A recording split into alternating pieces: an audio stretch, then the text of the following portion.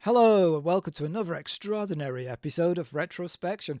This time we're taking in the Big D. Oh, you are rude, Paul. Wipe that smile off your face, because I'm talking about a media magnificence called The Dungeonmaster from 1984. My name's Colin, and do you fancy music?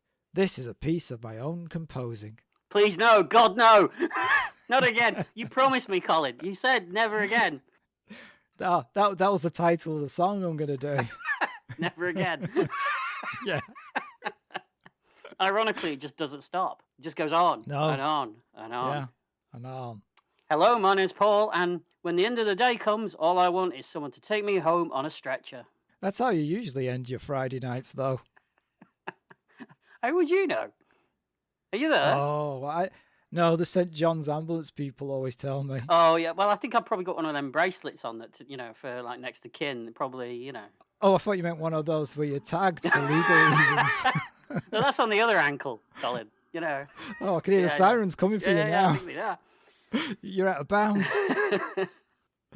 TMDB says Paul, a computer whiz who spends more time with his machine than with his girlfriend, finds that he has been chosen as a worthy opponent for Mistima, an evil wizard who has spent centuries searching for a challenging foe. After having his computer changed into a wristband weapon, Paul does battle with a variety of monsters before finally coming face to face with the ultimate adversary. Does battle? We'll see. Okay. Dungeon Master is what you like to be called, right? Especially in the bedroom. Once again, you got there before I had the chance. What, to admit it? Say nothing, Colin. That was going to be a very odd podcast. Yeah, I'm just silent for the whole. Some people might like that. I don't know. No, everyone knows you're the favourite. All right. With who? What demographic am I hitting with? The deaf. Fair enough. Cast includes Jeffrey Byron as Paul Bradford, Richard Mole as Mistima, Leslie Wing as Gwen Rogers, and Gina Calabrese as Girl in Dream. We'll get to that, I'd imagine. Mm-hmm. Directed by... So, okay, each of the challenges creates a section in the film and has a different director, like an anthology, right? So we have David Allen, who directed the Stone Canyon Giant sequence, Charles Band, who did heavy metal, John Carl Buchler, I don't know if you pronounce his name, did Demons of the Dead, Michael Karp, additional scenes, Peter Manoogian, the Cave Beast. I could be mangling these names left, right, and centre, I'm afraid. Ted Nicolau did Desert Pursuit, Steve Stafford did Slasher, and Rosemary Turco did Ice Gallery. There's a lot packed into a very meagre running time, isn't there? Yes, there is, yeah. Also known as Rage War, The Challenges of Excalibrate. I actually prefer Rage War. What was the title card that came up for you? Rage War. So was mine, yeah. I think Rage War makes more sense. Than Dungeon Master. Yeah, I mean, there's no dungeons in it. There's lots of caves. Is there not like dungeons? Well, a dungeon doesn't a dungeon have to have walls around it to be a dungeon? Otherwise, cave walls.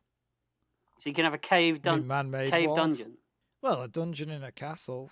Yeah, I see your point. No, I don't know why I'm arguing this because I totally agree with you. I think that if there's any dungeon masters out there listening to this podcast, they need to get in touch with us and let us know the dungeon etiquette.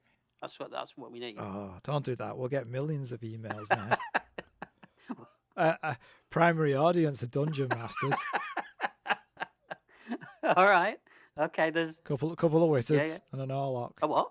An Orlock. An Orlock? Yeah, they're special. Is he a count? I don't need to be rude about it. Hey. Going well. Come on. This was also called Digital Knights.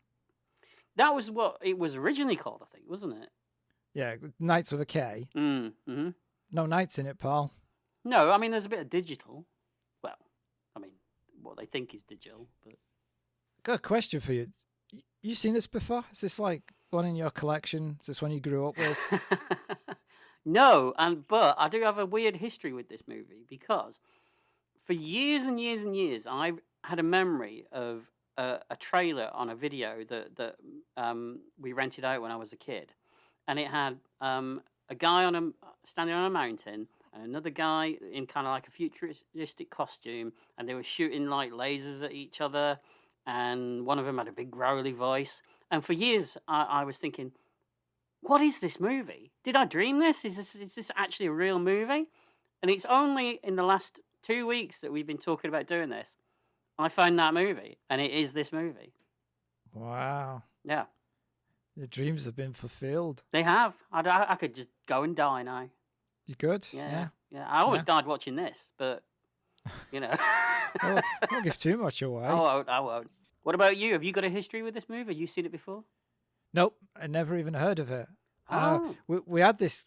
Well, we didn't. We had a sort of conversation where you threw this title at me. I looked it up, and I was like, how have I never seen or heard of this? Because it's mid-80s, and it's got a fantasy feel. It's got everything that buzzes my berries, is the phrase I used for you. That was a good phrase. Yes, I remember that now, yes. So I was surprised, and I was looking forward to seeing it. And then I saw it. I bet your berries were buzzing in the first 5 minutes at least, weren't they? They did have a tingle. Yeah. I thought they might, yeah. Well, that's the thing, though. We should talk about that when we get into it. You just want to get to that opening scene, don't you? You're chomping at the bit. I want to get to the opening scene and stop there. I would imagine that's where most people stop, actually. Possibly, yeah. So I couldn't find any facts about how much this movie made. Okay, what the gross was for the movie, but I did open your wallet, and you're probably somewhere close to it. But I did find out how much it cost to make. I found out what the budget was. You're gonna be shocked. Shocked, as in it's higher than what I expect. Oh yes. Seriously? Yes. Right. How much would you think this movie cost to make? It's 84. Yeah. You could do a good mid-level budget with some top name actors for like what, 10 million? How much? So 10 million, couldn't you? So that's a good solid film. Mm-hmm. Oh, this can't be more than a couple of mil, right? Less than a couple of million, definitely. This movie cost $3 million to make. Well, I wasn't far off though, but still, I was being generous. I would maybe think there's some creative accountancy going on in the back room. Do you think this was just a tax write-off? Well, if ever a movie was a tax write-off, this would be that movie, I think. Yeah. This was not intended to make money. This was just somebody's... This was the producers in actual reality. I mean, I found out an interesting fact that there was actually a sequel to this movie, which was shot and edited in 1988, but it was never completed. No, so it's out there somewhere. Somebody's got to have a print of this, surely somewhere. Yeah, so it's cans of film. Oh, what's this? I don't know. Let's play it and see. Let's put it back. Better. Could be better than the original. Could be. They've learned from the mistakes of the first one. Mm-hmm. Yeah. Although we haven't given our opinion, we could be all fooling people. Well, we do that a lot. We have led people down the garden path many times. I could be leading you down the path. You could, Yeah. and I would walk with you. Don't. No, it's all right. I'll walk alone. Yeah. All right. You're a rebel. No. I'm just careful. All right. What? So there is a Blu-ray, a double feature Blu-ray that was released in December 2015 by Shout Factory of this movie. What's the second feature on the double feature? Oh, I didn't write that down. How can you not write that down? It's a double. You can't. Why did you even say it was a double feature? You could have just said it was on Blu-ray, and I would never have known. Now you're gonna have to look it up. Am I gonna have to? Do you want me to look it up? Yes. Talk amongst yourselves. I can edit this out, though, can't I? So that's great. I won't, but No, you should put on some elevator music. Here we go. Put on. You know the music they play for Tony Hart's gallery wall. Oh yeah. That I could do that, couldn't I? Yeah. Here's some music while Paul looks up on the internet. Okay, so Shout Factory. I'm even reading it now as I'm typing it. This is great. This is great podcasting, isn't it? Joke Factory. 2 old men Googling. Dungeon. Are you Googling it as well? Why am I doing it? If you're doing it, I could just let you do it. Well, I'm using my phone. It's harder on my phone. Blu-ray. Here we go. Ah, here we go. It's funny because you're going to name a I've got film. it. Probably... Oh, I've got it too. The Eliminators. Yeah, that was worth the wait, wasn't it? It was, yeah. What was that about? Oh, yeah.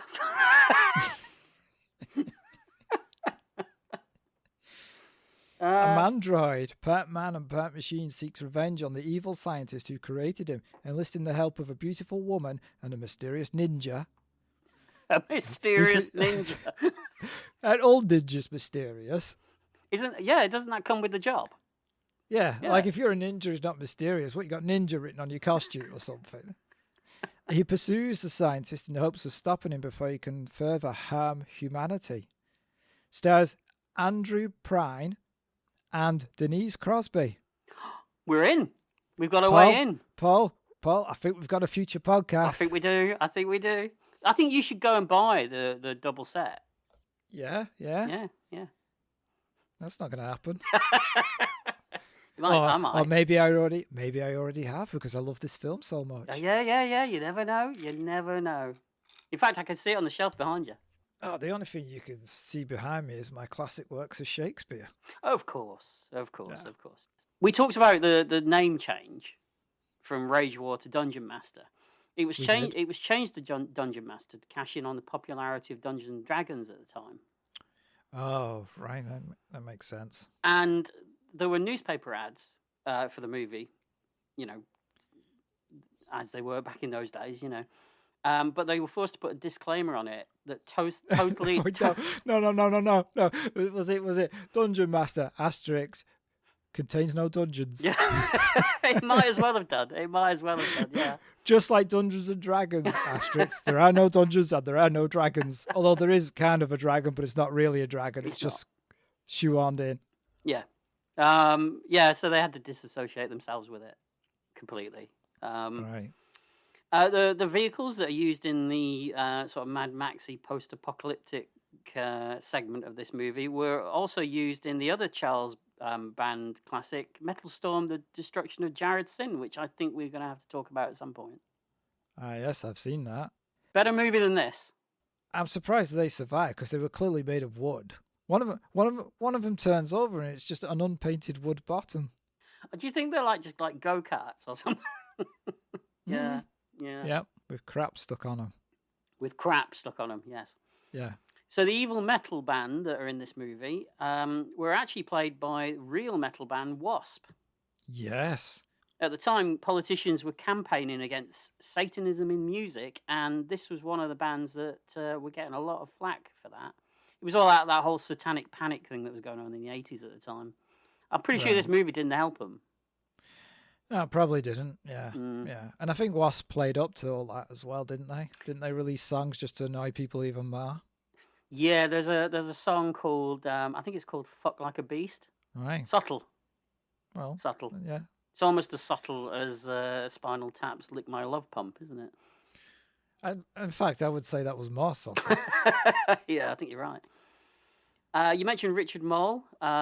He's got vast credits. He's pretty much in everything we've done in the previous podcast. TJ Hooker. Yeah. Everything. I know him best as the character Big Ben in the horror movie House from 1985. He's kind of like the ghost of a Vietnam vet. Of course you do. Well, I would, wouldn't I? Yeah. He's also in the pilot to Highlander, which we'll have to talk about at some point, Colin. Right? Yeah. Well, look, if I can do Beauty and the Beast, I can do Highlander. Yeah. I'm going to put that on your gravestone. I can see in the middle of the night chiseling it. And that's about the most I could find about this movie. Yeah, I couldn't find much either. Mm-hmm. So, with the mystery of the movie about to unfold, let's get into it. He is looking for a challenger. Someone whose powers are as great as his own. And he has chosen Paul Bradford a wizard of the computer age. Why did this happen to me? How did I fall for a guy whose first love is a machine? You don't understand it. What I've developed with Callie, it's what gives me an edge. Every time I think about that experiment you were involved in and how you're able to link up.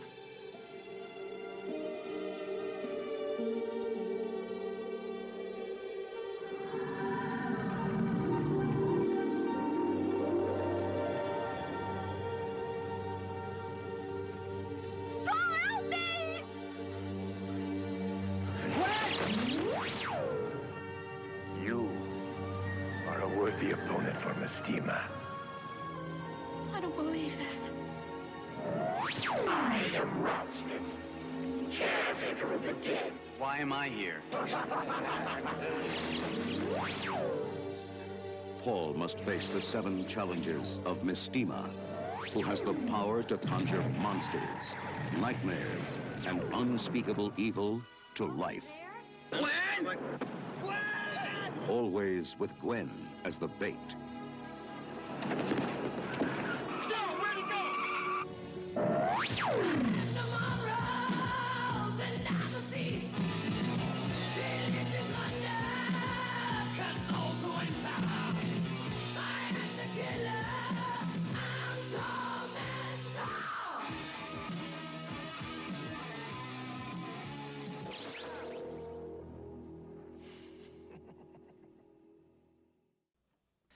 So, we open with a man waking and seeing a woman dressed in red, and in slow motion he chases her around what looks like an abandoned military base. And I should say that this introduction is only in the version called Rage War that was released in Europe. Yeah, because this is a PG-13 movie. Well, yes. So we get some fantastical style music. Mm-hmm.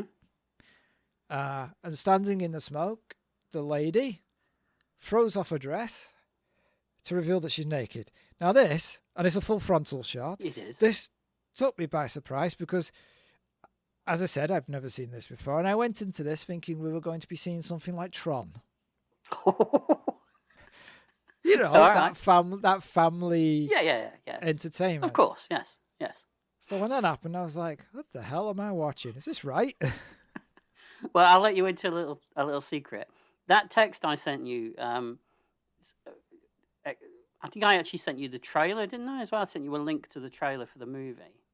Yes. I found this movie online to watch, and I literally saw this opening segment, switched it off, and sent you that trailer. That is why we're doing this movie. Crying out loud. And I'm assuming if you'd watched all of it, the enthusiasm might have worn off. Well, let's see. You know, let's see. Okay. Yeah. I have to say that when this opening sequence started, I was thinking, what the hell is going on here? I mean, yeah, because it's not what you expect. It's not. No, I did also think because he's hooked up to like a dream thing on his head, isn't he? He's got like pads on his head when he's laying down at the start of the sequence. Yeah. I couldn't help but think, what would you see if they were attached to my head and I was asleep? Can you imagine? Regret. Yeah, you're probably right. Yeah. How many women have run away from you in your dreams, Colin? At the last count. Mm-hmm. Also, they're not running away. It's my dream. I control my dreams. You just caught up with that one, didn't you? No. I was going to go a different direction, and then I felt better of myself. You control your dreams, do you? I control all the dreams. The vertical and the horizontal. Okay. Yeah, all right. I don't like that. Okay. He didn't like it either. No, he didn't, did he? I got to say that I kind of like the music in this movie. It's kind of like got an 80s sort of electronic vibe to it, hasn't it? Well, it is made in the 80s. So yeah, but that's what I'm saying. I like that kind of thing. I felt the piece of music at this beginning bit is the best piece. I don't remember much from the rest of the film. Yeah, I think you're probably right there. Or maybe I am just thinking about this opening segment. Did you actually just watch the opening? You've not watched the just rest of the film? over and over again. Am I going to be carrying the rest of the podcast and you're going to be going, oh, did he? Did he do that? There's always grass on the pitch in an 80s movie, though, isn't there? I mean, let's face it. There is, yeah. Brings the boys out to play. Oh, hey. They come out in a minute, don't they, the boys? They do. These creatures burst through, knocking him out and steal the woman. I love the over-the-top sound effect as well when he slapped one of the creatures across the face. It was good. I like that. Yeah, it was a solid thwack. Oh, what? A solid thwack. All right, okay. Glad you said that. Did you read the credits?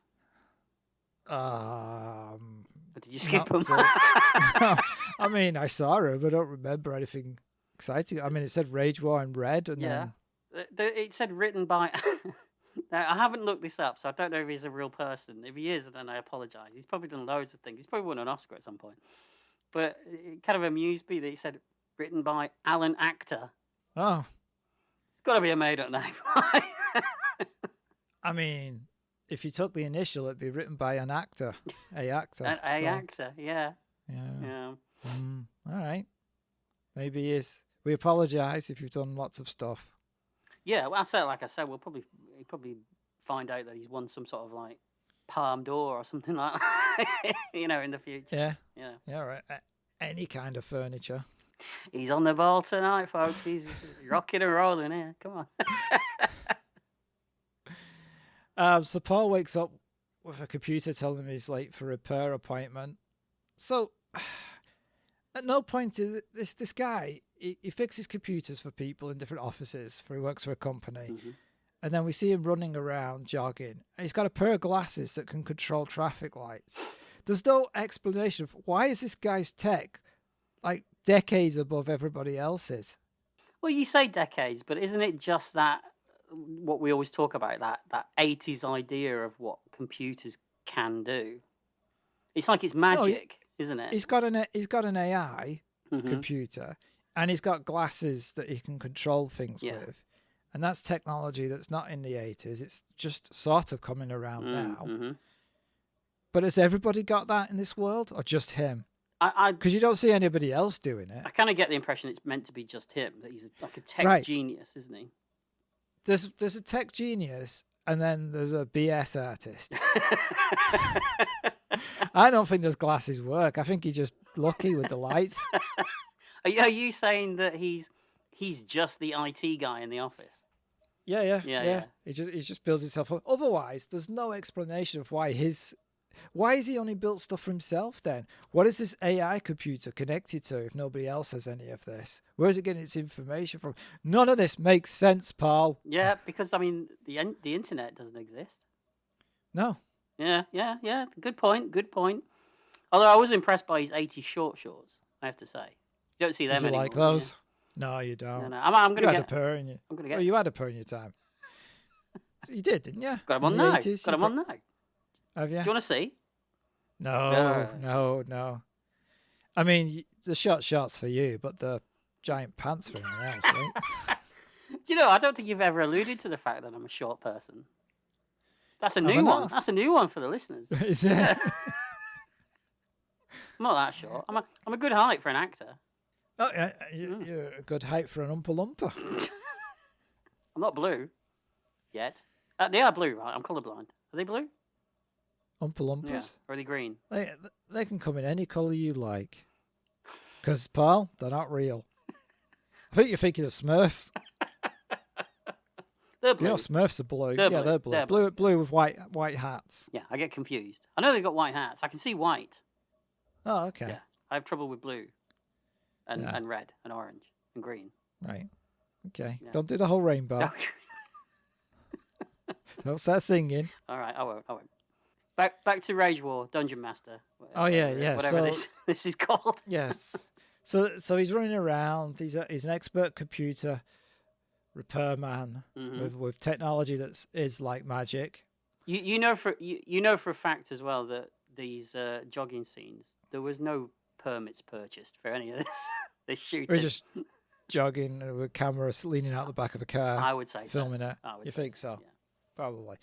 We got to an aerobics class, and we're sort of introduced to Gwen, but she don't really get much dialogue. She's just like, "Hey," dancing, like you do in aerobics. And this aerobics scene goes on way too long as well, doesn't it? Or not, depending on your point of view, really. But well, Yeah. But even though it goes on, you don't really learn anything about Gwen except that she likes aerobics and teaches a class. Pretty much, yeah. Mm-hmm. Then what? I got a bit confused about this. He runs into a woman, and then he's got no money to buy flowers. Mm-hmm. Yeah. Right? Yeah.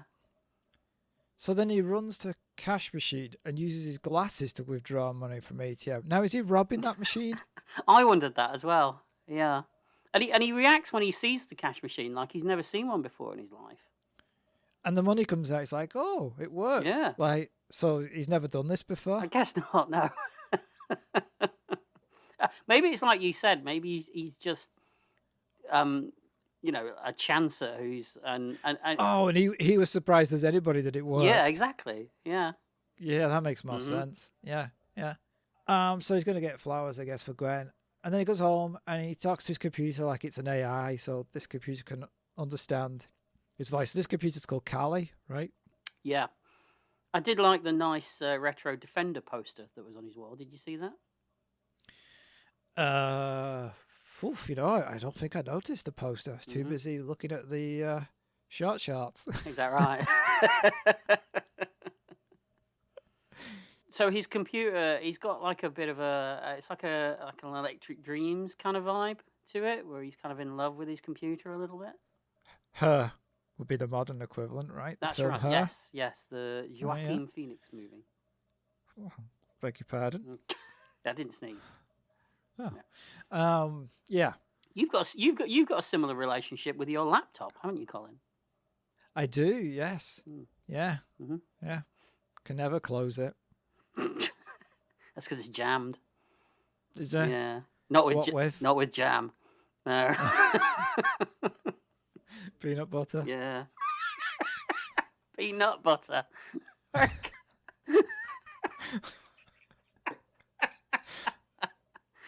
Oh. It's the only laptop that'd kill you. No, it would. It's peanut butter.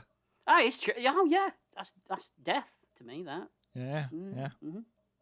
You wonder why I keep smearing it on doorknobs? I'm going to have to watch you next time you visit. I know. Mm. What's in the jar? Nothing.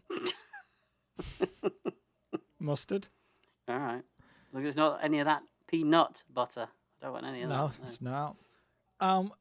Yes. And then Gwen arrives and he gives her the flowers and he asks her to marry him. But so she's kind of jealous of Callie, the computer, right? And Paul's relationship with it.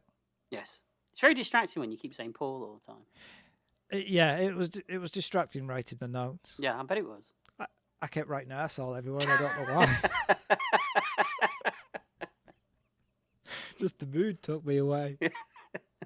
Don't know what was going on. It's weird. It's like I was possessed. So you did have fun. Oh yeah, but not for the right reasons. No. So she doesn't really want to marry him, right? Because of this, she's not sure. Mm-hmm. So they go to bed, and at night we see through. I did like the shot through Paul's glasses that he's left on the table. Yeah, that was good. Yeah, that was an attempt at something. Wow. All right. So Paul's dreaming again. Now he's in a forest, and it's always Gwen now from now on, right? Not the other woman that we saw in the beginning, who's got absolutely nothing to do with the film except for that dream sequence. Pretty much, yes. Okay. It's almost like they filmed that like after the fact. Yeah, almost. Mm-hmm. So she's bathing in a waterfall. The image shimmers. And he now seems to be choking, and now his skin is melting, and he bangs on an invisible wall that separates him from Gwen. So there's many, many questions, but the main one is, why is she taking a shower in this waterfall fully clothed? Well, it is a dream sequence. It doesn't have to really make sense. We've seen his dream sequences before. I mean, come on. You know, I said that a bit too enthusiastic there, didn't I? You did, yeah. Yeah, well, maybe we've not got up to that bit yet. Maybe this is just the opening sequence where, she's tantalizingly fully clothed and then she won't be. Okay, all right. But before that can happen, he wakes up. Gwen has gone. There is blood on his face and there's smoke in the room. And next he's zapped into a barren plain. Mm-hmm. Gwen is tied by chains to a rock and fire erupts around them. Paul tries to rationalize what's going on. Yes, as we all are at this point, yes. Yeah. And then a bloke appears. Gwen's clothes are transformed into something like a princess would wear. Mm-hmm. And he's taking all this rather well, I have to say. Yeah, he doesn't, you would be a bit more confused, I think. Mm. The man says, "Oh, Paul, you're a worthy opponent for Mistima."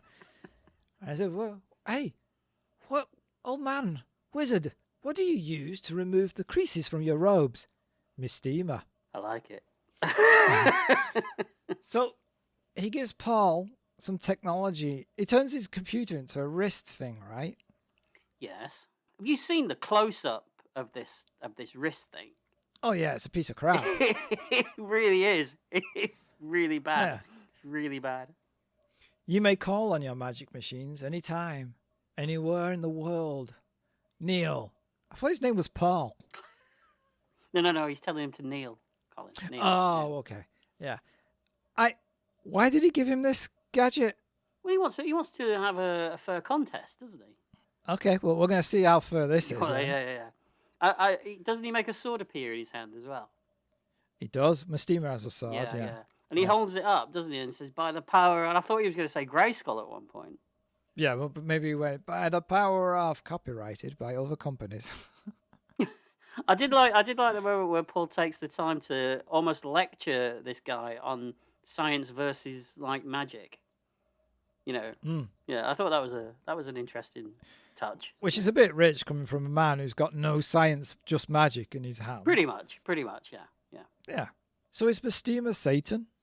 I'm guessing so. I mean, there's lots of like allusions to the fact that I think don't they run through the gauntlet of all the names like Beelzebub and Mephistopheles and things like that? They call them, doesn't it? Yeah. So I'm guessing that's what it's supposed to be. Yeah, I do get a bit about what you just said. I got Paul bores Mistima trying to explain science, so he buggers off to the top of the hill. That's very true. He does. He does what he does. Yeah. And he says, "Paul and your machines, you're a worthy challenger." He's devised 7 challenges, and if Paul loses one, he will take both Paul and Gwen's souls. So 7, count them, 7 challenges. 7 challenges. Yeah. This movie isn't even 90 minutes long. So we got 7 scenes to get through. Well, you could call them scenes, I suppose. I mean, the scenarios. Yeah, I mean, I think one of them lasts, 2 minutes? They're very, very short, a lot of them. Yeah. So Paul is zapped to an ice cave, so is Gwen. Mm-hmm. "Stay still, Gwen, I'll find you." And then she goes, "But it's cold." Yeah, does that have any relevance to me finding you? and do you think, I don't know, because if you look what I'm wearing and what you're wearing, I'm actually wearing less than you are at this point in the film. Because he's now got some weird sleeveless thing. It's like a leotard underneath with like a very thin quilted top with no sleeves over the top of it, isn't it? Is what it is. Yeah. Plus, if she's freezing, it's going to make it easier for him to find her. Because she can't move. Why is that, Paul? Because she can't move. Oh, okay. Yeah, that's true. But yeah. So there are frozen statues of weird creatures and some of the worst nefarious criminals known throughout history. But you weren't there. I was only a child at this point. Oh. Yeah. That's when you were at your worst. I would have been 10 years. I wasn't Damien. Oh, no, that's not true. No, that's right. You weren't. So there's Einstein's there, Bloody Mary. Einstein is holding something. He is. Just thought I'd point that out. Yes. Don't know why. Maybe it'd be useful later. Who knows? Gwen starts to really freeze. Paul doesn't seem that cold, even though he is wearing less than she is. He's a man. Ah. He's an 80s man. They don't feel the cold like we do now, you know. He's not that old. I have to say that her cold acting was a thing of beauty. It was very good. And I like the way that they started to slowly paint white up her face. You know, it's just it's the ice farming. Yeah, she's turned into an ice statue. Yeah. That's Is that how it works? Yes, that is how it works. Okay, yes. all right. So people around them, these statues, then start to move and come to life. Mm-hmm. They grab Gwen and Paul fights them. One of them's a werewolf as well. Oh, yeah. You should be happy. You like your werewolves, don't you? I like some werewolves. I don't like all of them. Oh, you're a bit particular about your werewolf? I am. Yeah, I really am. Didn't know that. Yes. Didn't know that. When we do a werewolf movie, we'll discuss it. We will never do a werewolf movie. You never say never, Colin. Again. Oh, you want me to do my song? Yeah. No, please no. Never again. No. God, no. So Paul then grabs the crystal in Einstein's hand and throws it. There's an explosion and they're free of the ice palace. How did Paul know this would happen? Your guess is as good as mine. But that is one down. One challenge down already. Not too shabby. No, these challenges, they're like, I'm going to challenge you to 7 challenges. The first one, put this glove on your hand. Damn it, he's done it. Do you think the design, the production design for this movie was whatever shit was laying around at the time? Yes. Yeah. Yeah. Mhm. Yeah. So they're zapped to another cave. This one has creatures in it. Paul fights them. He chops their limbs off, but they keep getting back on. Then he finds a little poorly animated puppet on a throne. Yeah, puppet in its loosest sense. Yeah, it barely moves, right? I mean, we've seen Puppet Master movies, and you know, it's not even that quality, is it? Puppet Master is like the Jim Henson compared to It really is. It really is. Yeah. It claims to be the caretaker of the dead, which I get a better caretaker. Yeah, he's not doing his job properly. No. No. Paul must face death. He uses computer things to zap them. What? That's it.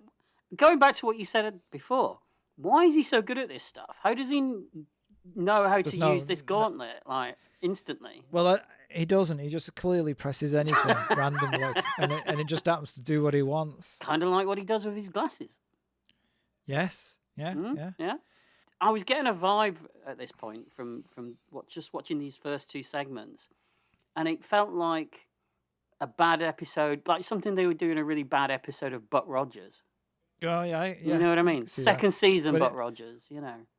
Yes, but Buck Rogers at least would have some charm about it, and also you've got 2 great charismatic actors in it. Yes. Here, not so much. Not so much. But... So the creature's like, well done, I commend your abilities. What abilities? He just randomly pressed some things on his wrist and zapped all the creatures. At this point, if you were Mistima, you'd be like, maybe I should take that wrist thing back. Yeah, I think it's a bad move on his part. He's clearly not thought this through, has he? Really? No, he hasn't. Because that's 2 down. Yes, wow, we're really going through these. Mistima zaps Paul and finds Gwen chained up again. That's right. Mistima fills her up until she bites him. He does. He cops a feel. I tell you what, this movie needed an intimacy coach on set. Mistima conjures up a fiery dragon of light, and Paul then conjures up an equally strong dragon of light. Light. And then everything is quickly resolved. Yeah, they just kind of they fight and then fight. Well, yeah, it's just lights. Yeah. And they appear to have a music off because Mistima weirdly asks if Paul likes music, and then plays a long droning note, which just remind me of the music you like. Paul returns with some rock music. Yeah. So Mistima then zaps Paul to a Wasp concert. He does. Which has an audience of about half a dozen people. Yeah, but in this audience, you can literally feel the herpes coming off the crowd, can't you? Yeah, also, there is more her product than people in this audience. Just the reason the ozone layer was depleted in the mid-'80s was this audience. You have to cut through it with a cardboard machete, which luckily he's got in a minute. So, he does, yeah. So Gwen is being held captive by the band, and they start singing, right? And I believe that the words they sing are, I'm a lion, I'm a teat, I have no barrows, and I must eat. Shakespeare. It's Shakespeare. Yeah. Delicious Monday, 'cause those are in town. I am the killer, I'm tall, bend all. Bend all? These are not the lyrics. This is what it sounds like to me when I was listening to it. I see, right. Yeah. I'm a sinner, kiss the breast. I am the sadist that rips caress. I think that's actually what he says. I break the women, take those who winter. You'll be molested. I'm cold mental. You know what? I prefer the way you did it to the way that the way that Wasp performed. I'm a lion, I'm a teen, I'm the mountain I must eat. No. Let's just go back. Take it down a bit. Give it to me again, but softer. I'm a lion and I'm a teat. I have no marrows and I must eat. Delicious Monday, 'cause those are in town. I'm the killer, I'm tall, bend all. I'm a sinner, kiss the breast. I am the sadist that rips caress. I break the women, take those who winter. You'll be molested. I'm cold mental. We'll call you. I mean, What are you going to call me? Unemployed. Unemployable. Oh, wait, that's a lyric. Write it down. Wait. Yeah, this guy, this hero, he's unemployer Paul. Ooh, all right. Yeah. Yeah, tumbleweed. Yeah. Paul fights his way through the crowd. Mm-hmm. He attacks the band, but he's knocked out by the lead singer. Mm. Gwen is screaming, but there's nothing actually happening to her because the band guy, he's just like sticking his tongue out near her. Yeah, but you know where that's tongue been. Yeah, that wasn't even English. Wait, what? But hang on. Yeah, but you know where that tongue's been. On a stick of Blackpool rock. If you like. Paul bangs some buttons on his know-all wrist thing that fires a high-frequency sound that makes everybody vanish except for Mistima. Another one down? Yeah. Mm. I mean... So Paul tries some name-calling. He does, yes. Mistima zaps him away and tells Gwen that Paul is a mere child. He must have seen your action figure collection. Oh, well, we're back to me again, are we? All right. Yeah. You know, I wondered when I was watching this, how many jokes about Paul is he going to throw in, you know? Not as many as you'd think, but probably more than you'd like. Yeah, you're pretty correct there, yes. Yeah. Paul is asleep on a hill. Yes. Two little people grab his wrist machine and then run away with it. For some reason, it takes Paul ages to realise what's happened. Like he just lifts his head up and looks at him running away, waving his wrist thing in the air, going, "We got his wrist thing!" And he's like, "Oh, look at those little people." Wait a minute, gadzooks! Maybe he just thought that they were really far away. Oh, could be. Yeah. First perspective. Mm-hmm. Maybe. As soon as they came out, though, these two actors, I thought, little people in an 80s sci-fi movie. I'm sure this is going to be handled with dignity and respect and taste, right? Yeah, and it is. For some reason, when you said, little people, I thought you was going to go, oh, makes me hungry. Don't know why. No idea why. It just sounded like that's what you was going to say. So he reaches a giant building with a statue and then screams at the little people and goes on chasing them. Yeah, but then they leave it and just run away. Yeah, which that whole scene is completely pointless. Yeah, that's exactly what I wrote. What was the point of that? Nothing. You could have had him just get up, walk around, see the statue, and gone, oh, look, big statue. Yep. Because then the giant statue comes to life in a Harryhausen-style action. Well, you say Harryhausen. I mean... I do say Harryhausen, yeah. Okay. You don't? It's a bit... it reminded me of the bit from Jason and the Argonauts, you know, with the metal statue that starts to follow him on the beach. I mean... I think you're doing this film great credit to compare it to. I'm not saying it looked like it. I'm just saying it reminded me of it. You know, it just reminded you in the same way that a turd reminds you of the cake you had earlier. Pretty much, yeah. Both chocolatey. Okay. Yes. Yeah. Mm-hmm. Peanuts, or not peanuts, and no, in my I wouldn't even get to the turd part. Oh, no. That's true. Yeah. So this giant Harryhausen statue then shoots lasers, right? It does, out of its head.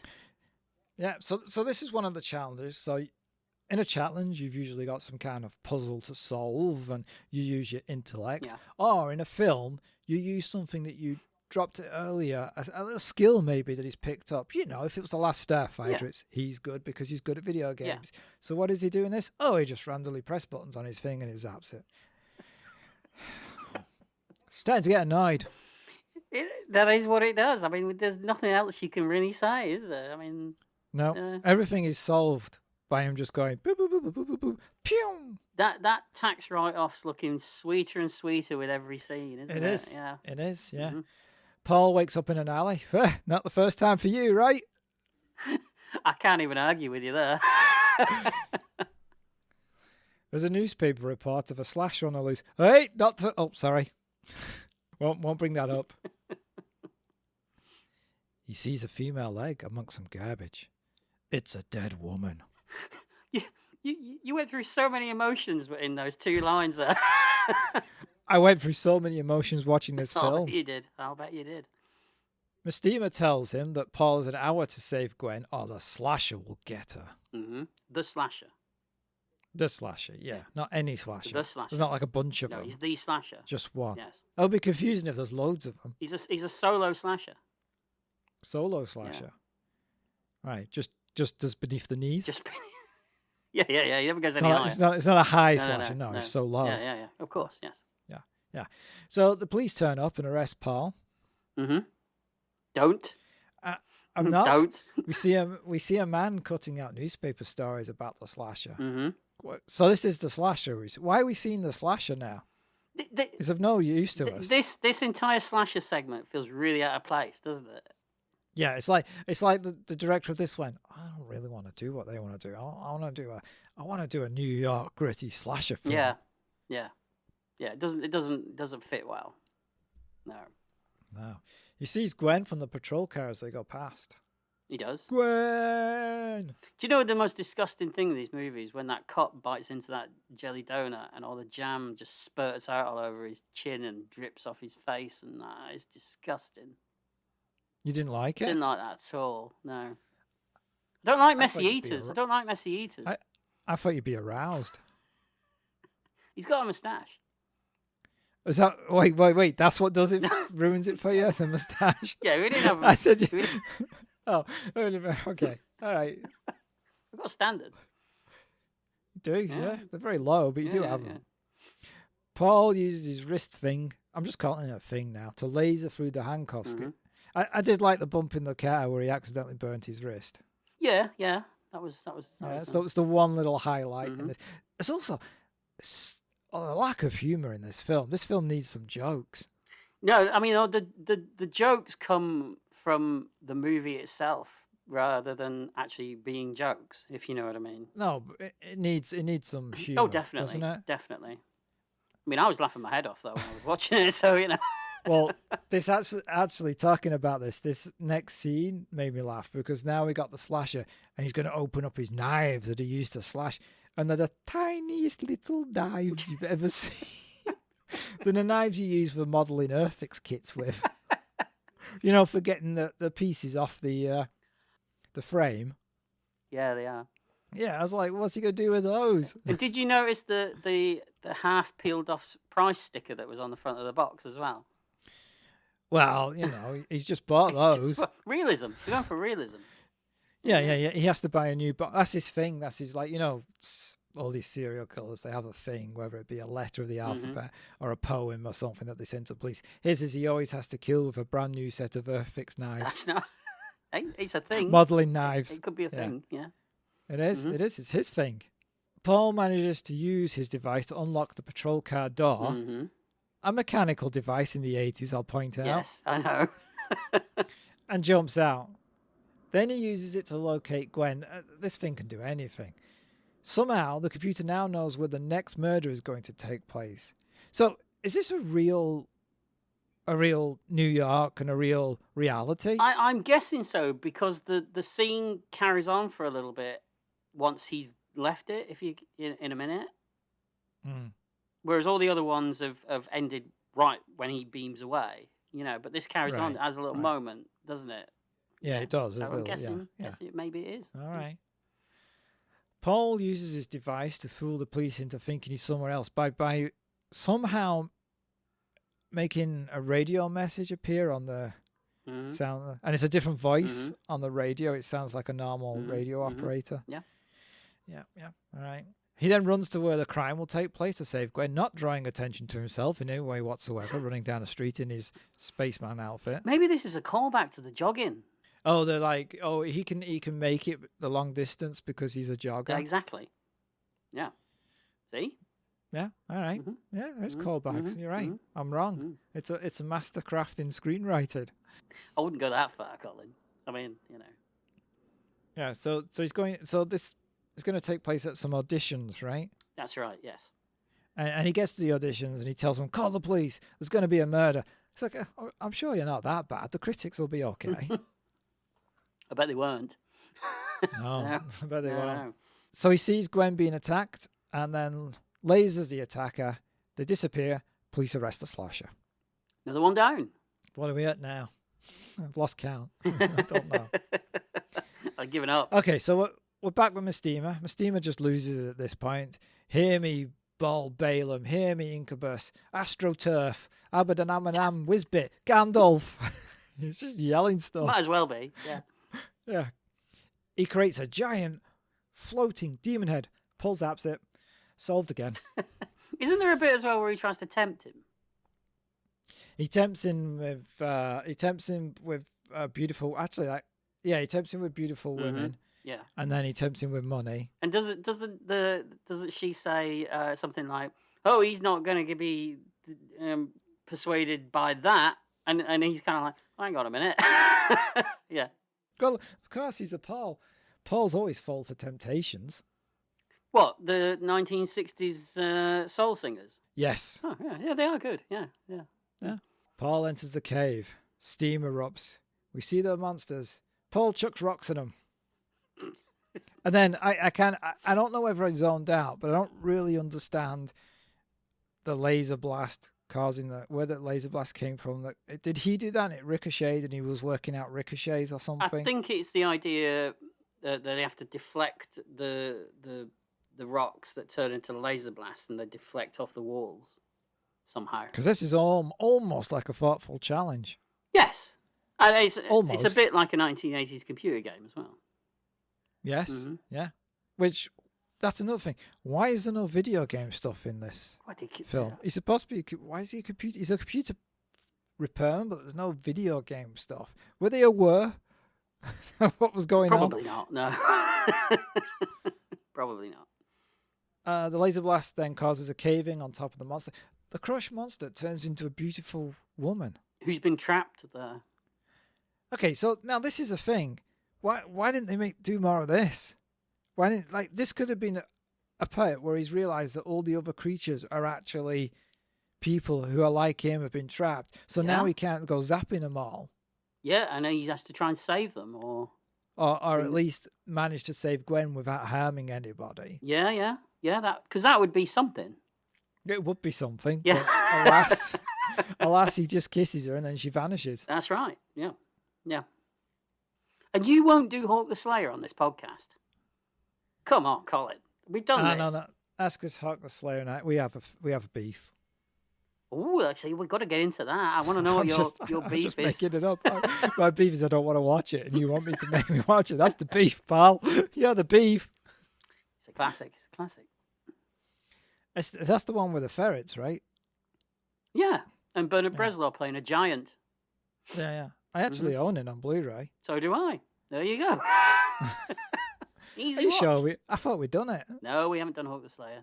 I'm sure we've done it. I don't think we have. It must be the other podcast I do. Oh, all right. Oh, you're cheating on me, are you? Yeah. The Hawk the Slayer podcast. It's just Hawk the Slayer every week. Are you doing wasn't there a podcast that did like a Superman movie where they just did one scene, 1 minute every episode?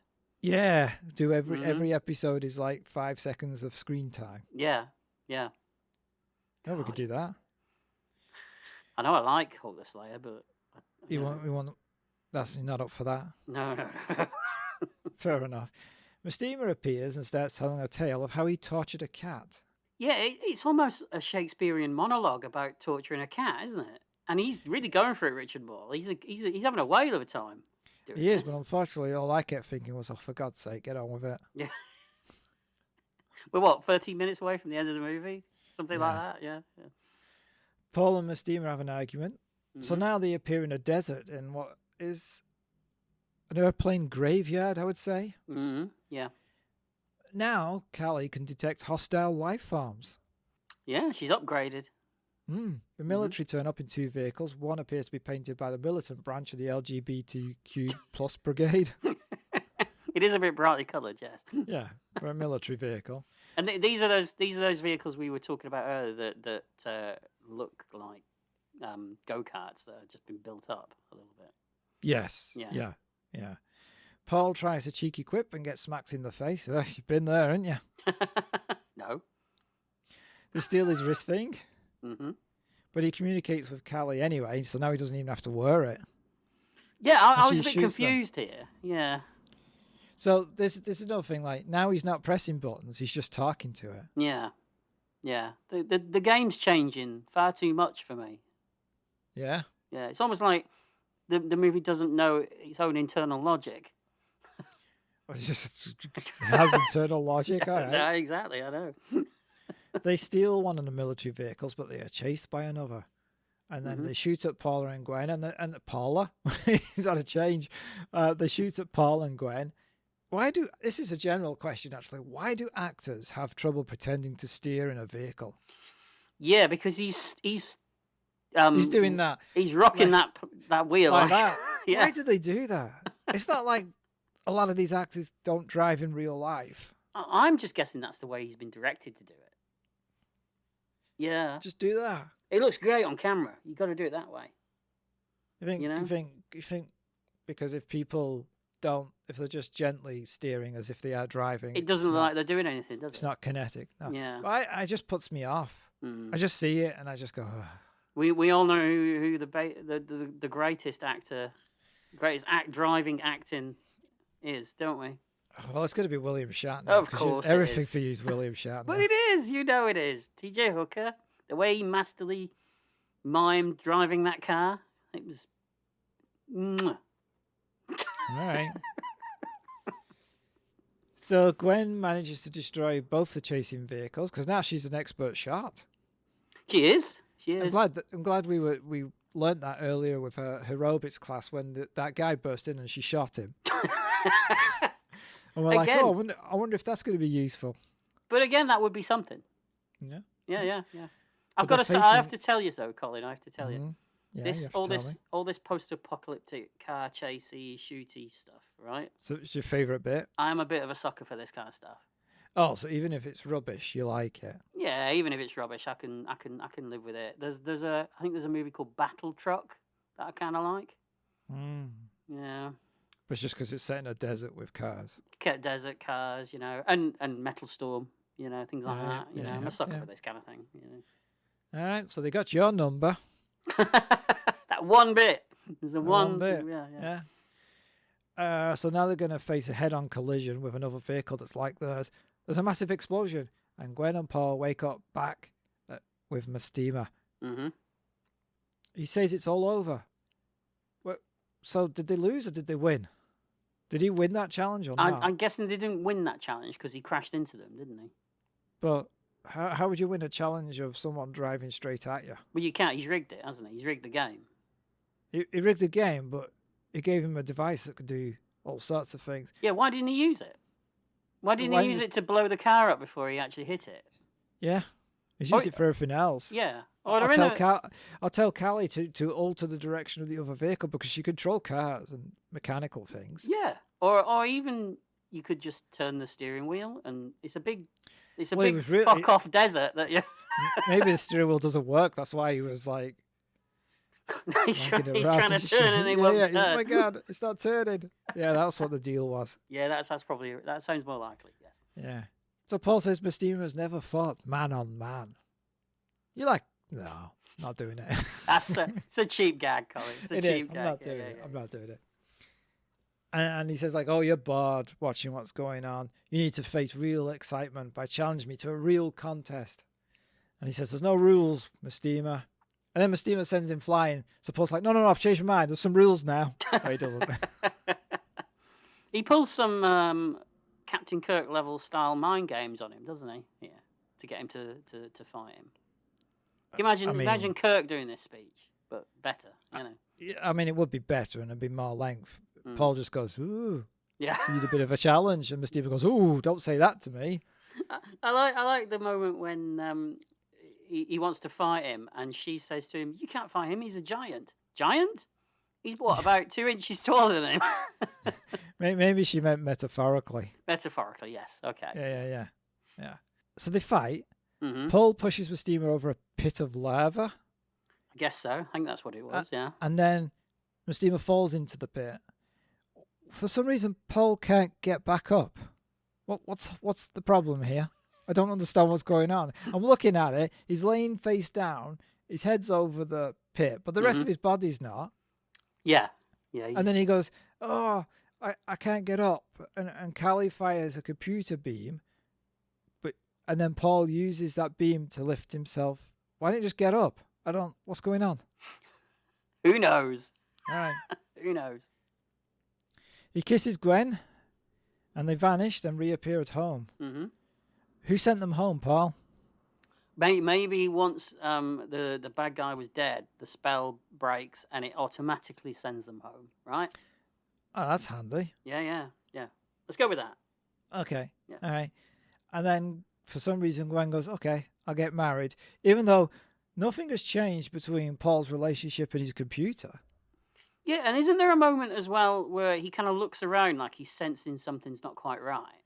Oh, yeah, we were going to get a sequel. Mm-hmm. And then it ends.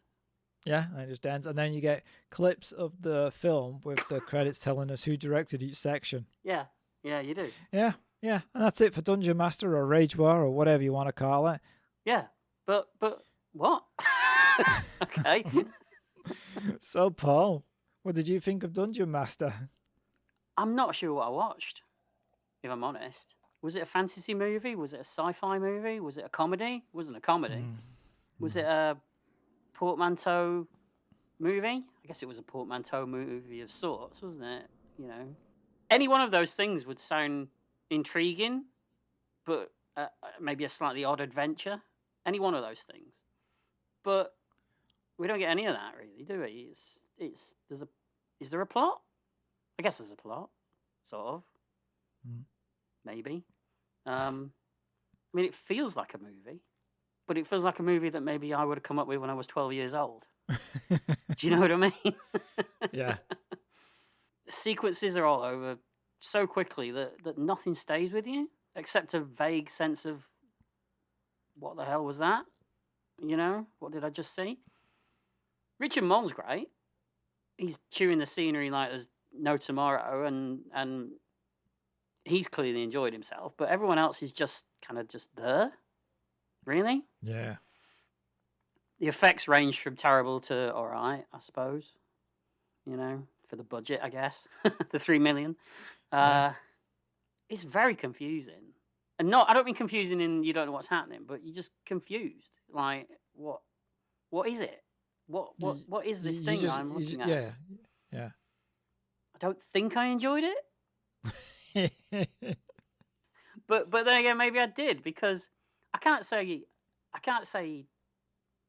I didn't have some kind of fun watching it, because I did. I think I need to hear what you think first before I tell you whether it's a hit or miss. I want to know what you think, because sometimes I don't think we've done this before. Mm. So the main characters are uninteresting, mostly because there's no explanation or backstory to either of them. We don't know why Paul has all this technology. There's no motivation for him, and he doesn't change throughout the film. This film is missing the basic building blocks of a film. That's not good, is it? Oh, and Gwen, all she does is just yell, "Paul, Paul, Paul." You must have felt at home. Don't know what you're talking about. But that's all she does. Mm-hmm. What's the point of Callie having a persona? It's not used in any way. We don't get like where Callie and Gwen have some kind of understanding at some point, and so she's like, "Oh, okay, I see why Paul likes Callie," or whatever. There's none of that happening. No. Why does Mistima allow Paul to use this magic, in inverted commas, technology? Well, I guess maybe he just wants a challenge, because he says he's bored, doesn't he? Yeah. later in the movie. He does. Yeah. But after like the second challenge, you'd be like, I'm taking that away. Yeah, or at least handicap it slightly. Turn off some of the functions on it. Yeah. And there's no challenges. They're not challenges because he just shoots his way out every time. And he never looks like he's breaking a sweat doing any of it, does he? No, and he doesn't have to think about it because the computer does it all. Paul's not needed in this film. Mistima should have gone against Callie. That would have been interesting. Yeah. Yeah. A physical representation of Callie. Yeah. Yeah. And then have her rescue Paul. Yes. Yeah. Do you think that's the kind of thing that if this movie was done today, that's what they would have done? Yeah, probably. Yeah. Yeah. It's just lame. I really didn't like this film, Paul. I didn't get anything from it. I didn't find it. I think I just found it disappointing because I kept thinking, oh, they're going to do this. That's interesting. And then they didn't do it. Yeah, I can see all that. Yeah. It's I think you've persuaded me. It's not a hit. It's not a hit. No. I mean, I think I probably had more fun with it than you did, but I can't even say it's one of those movies that, you can pop on with a few beers and just sort of like, have a laugh with, Yeah, do you remember that one we did with the guy had that robot arm thing that flies around? The David Carradine movie, yes. I can't remember what it was called, but yeah. Terrible film, but a lot of fun. Yeah, that was great fun, that movie. Yeah. This just not, there's no fun to it. But apparently this is a cult classic. A lot of people like this movie, Everything's a cult classic, pal. Is that right? You know that. It all becomes a cult classic eventually. The thing that makes a film a cult classic is time. Very profound, yeah. And I agree. Yeah, I think you're right there. Yeah, you've hit the nail on the head there, Colin. Yeah. So no, for me, this is a miss. Yeah, I'd have to agree. I will never watch it again. Oh, until you buy that double set so that we can do the Eliminators. Until we have to do the Eliminators, yeah. Which you might enjoy. You never know. You never know. So that's a wrap on another episode of Retrospection. Thank you to our current Patreon supporters who help keep the lights on. And with the tip of a hat, it's goodbye from me. And it's goodbye from me. Sod off, the lot of you. I'm going. There we go.